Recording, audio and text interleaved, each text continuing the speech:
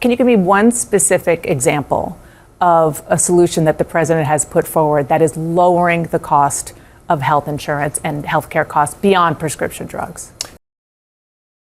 Dr. Oz just went on CNN to try and sell a website, but he ended up exposing a deadly rift in the administration. Watch him panic when Dana Bash brings up RFK Jr. And stick around, I'm breaking down the lies at the very end. Let's watch. Here with me now is one of the president's top medical advisors, CMS Administrator, Dr. Mehmet Oz. Thank you so much for being here. I do want to start with Trump RX. Right, it is intended to lower the cost of prescription drugs. Right now, the site only lists 43 drugs. A lot of them are also available at the same discounted prices through pharmacies or on sites like GoodRx. So what does Trump RX do differently? Well, let's take a step back. When the president entered a year ago, he lamented the fact that we're paying 3 times more, all of us, 3 times more for the exact same medications made in the same facilities, often in this country, than the Europeans are paying. And it's wrong. And so he insisted that we develop what's called most favored nation drug pricing, which means no one else gets a better deal than America gets. We already pay for a lot of the research, but at least let's get the benefit when our people have to buy these medications. Remember, 1 in 3 viewers right now, when they go to the drugstore, they don't pick up their medications because they're sticker shock. They can't afford it. So we negotiated with all the major drug companies, most favored nation drug pricing. It was not easy, Dana. You look them in the eyes and you say, this is wrong. You got to do something about it. And God bless them, all the pharmaceutical companies came to the table and were willing to make these arrangements. But how do you get those deals to the American people? You got to start somewhere. And so the TrumpRx.gov site is an effort to allow anybody in the country, if they desire, and we're starting with cash paid customers, they're our most vulnerable folks. There are probably 27 million people in that category. But ultimately, it drives transparency into the entire system. Now, we started with 43 medications, and some of them do have generic equivalents, and all of that's going to be part of this broader push to make sure that you know that before you buy a medication, go check the site, make sure you're getting the best price possible. You don't have to use the site. It's free, by the way.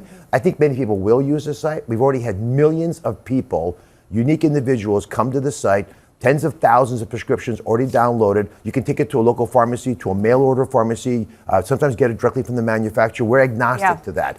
But I'm going to bring one big important point here. You got to start with a core group. The person who designed the site, Joe Gebbia, founded Airbnb.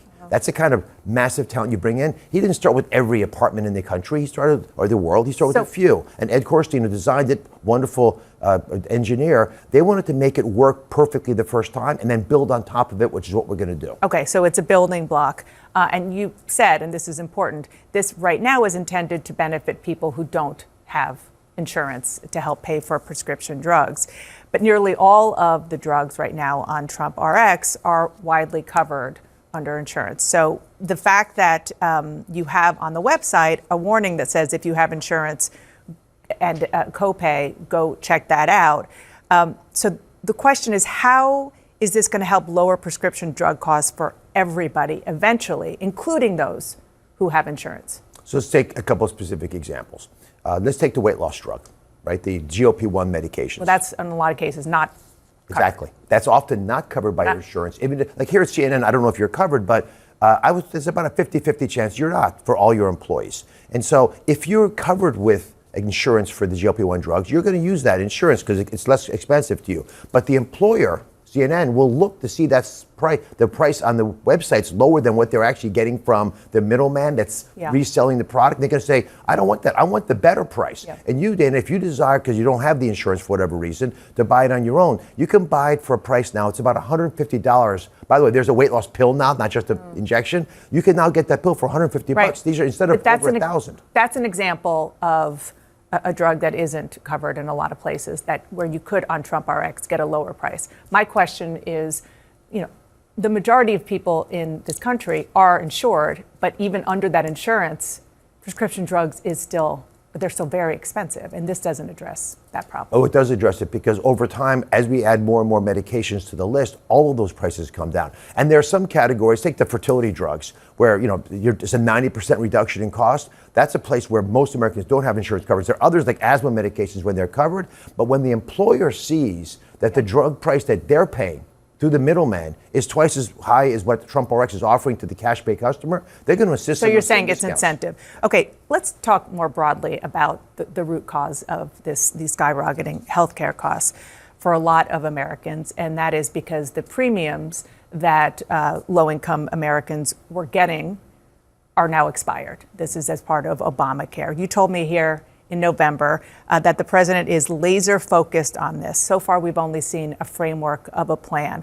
What specifically is the president doing right now through the fundamental problem with insurance costs to lower those costs? Dana, let me just, if I can, add one thing to something you said earlier. If we've seen in the ACA marketplace where there was a baseline 83% subsidy, that when you take away the extra 5%, which is what the enhanced premium subsidies represent, it doesn't really affect enrollment. In fact, we're still roughly at around 23, 24 million people. And that's despite the fact that all the fear mongers were saying we're going to lose 8, 10, 12 million people. No one seems to have left the exchange. But that doesn't speak to the costs. The costs are still high. So my question is, can you give me one specific example of a solution that the president has put forward that is lowering the cost of health insurance and healthcare costs beyond prescription drugs? There's something called a CSR, which is a way of making sure that insurance works more efficiently. The Affordable Care Act is a good example of this. These were in the original Working Families Tax Cut legislation, was taken out by the Democrats for reasons that are unclear to me because it seems like it's better for everybody. It will drop premiums 10 to 11% across the board. So I'm giving you a insurance hack that works to reduce insurance premiums for the American people 10 to 11%. We want it back in. We want that to, it was originally designed and supposed to be in the Working Families Tax Cut legislation. We want that back. The other thing, Dan, is transparency is vitally critical. When I'm called into the operating room, and I'm a surgeon, as you know, the first thing we do, if I'm helping a colleague, is we open the wound and put more light in the wound. Transparency. We got to see what we're doing. Most Americans don't really know what they're paying for. Their pharmaceutical prices are an example, but when you go to the hospital, you don't know what it's going to cost you. Right. You would never go to a grocery store and put things in your cart and not know what they were going to cost. And that's what we ask the American people to do. And of course, because of that, companies jack up the price because you're not aware, you're not an informed consumer. We have to drive transparency to the system, so we use our biggest ally, the American people, to judge whether the prices are worth it or not. Speaking of transparency, I do want to, before I let you go, ask you about a record surge in measles in the United States. South Carolina, for example, is currently reporting 800 cases. It's the worst outbreak since measles was declared eradicated more than 3 decades ago. Is this a consequence of the administration undermining support or advocacy for measles and other vaccines? I don't believe so. We've advocated for measles vaccines all along. Secretary Kennedy's been at the very front of this movement. Come on. No, he is. When the first outbreak happened in Texas, he said, get your vaccines for measles because that's an example of an ailment that you should get vaccinated against. What happened with the core schedule that was released in the beginning of last month was to say, listen, we look at what happened in Europe. In Europe, if you give people 80 different vaccine doses to take, people start. But I'm specifically talking about measles here. I mean, you talked about RFK Jr., the group Children's Health Defense that he founded and ran up until 3 years ago, posted on X, despite the media's scare tactics, there's no reason to fear measles. Should people fear measles? Oh, for sure. And we actually are pretty aggressive at CMS. We fund any vaccine you want to take. There will never be a barrier to Americans get access to the measles vaccine. And, as a doctor, your message to people about the measles vaccine is? Take the vaccine, please. We have a solution for a problem. Not all illnesses are equally dangerous, and not all people are equally susceptible to those illnesses. But measles is one you should get your vaccine. Dr. Mehmet Oz, thank you so much for being here. So that was, painful. And I want to break this down into 2 specific parts because what you just saw was a masterclass in the grift followed by the crash. First, let's talk about the first 6 minutes of that interview. Dr. Oz is trying to sell Trump RX as a revolutionary healthcare plan. But did you catch the admission? He admits it's for cash pay customers and that it competes with good RX. Understand what that means. The administration's solution to the healthcare crisis isn't universal coverage, it isn't lowering premiums, and it isn't fixing the insurance market. It is literally a coupon website. He even brags about hiring the founder of Airbnb to design it.